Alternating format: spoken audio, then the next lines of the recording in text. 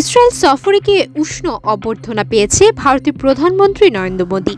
দেশটির প্রধান আন্তর্জাতিক প্রবেশদ্বার বেল গুরিয়ান বিমানবন্দরে অবতরণের পরপরই তাকে আলিঙ্গন করে স্বাগত জানান ইসরায়েলের প্রধানমন্ত্রী বেনিয়ামিন নেতানিয়াহু।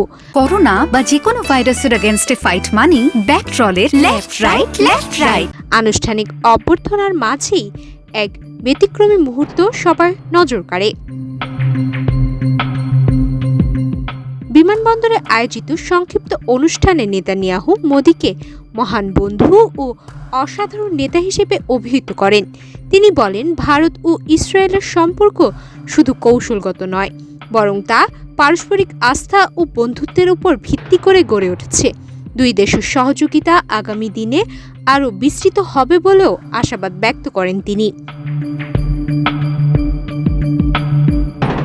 এ সময় উপস্থিত ছিলেন নেতানিয়াহুর স্ত্রী সারা নেতানিয়াহু। আনুষ্ঠানিকতার মধ্যেই ঘটে যায় এক হৃদয়পূর্ণ ও হালকা মুহূর্ত।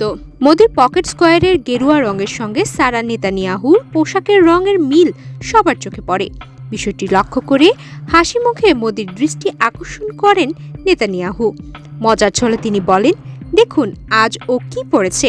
উপস্থিত অতিথির মধ্যে তখন হাসির রোল পড়ে যায়। সারা নেতানিয়াহু অত্যন্ত আন্তরিকতার সঙ্গে মোদির সঙ্গে করমর্দন করেন। তিনি স্মৃতিচারণ করে জানান, ভারত সফরের অভিজ্ঞতা তার কাছে অত্যন্ত স্মরণীয়। ভারতকে তিনি ভীষণভাবে মিস করেন এবং আবারও সেখানে ফিরে যাওয়ার ইচ্ছা প্রকাশ করেন। বিশ্লেষকদের মতে সফরের শুরুতেই এমন উষ্ণতা দুই দেশের গভীর সম্পর্কেরই প্রতিফলন। কূটনৈতিক বার্তার পাশাপাশি ব্যক্তিগত সৌহার্দ্যও এই দিন স্পষ্ট হয়ে ওঠে। সামরিক সহযোগিতা, প্রযুক্তি, কৃষি ও বাণিজ্য বিভিন্ন ক্ষেত্রে ভারত ইসরায়েল সম্পর্ক ইতোমধ্যেই শক্ত অবস্থানে রয়েছে। এই সফরের মাধ্যমে সেই সম্পর্ক আরও দৃঢ় হবে বলেই প্রত্যাশা করা হয়েছে।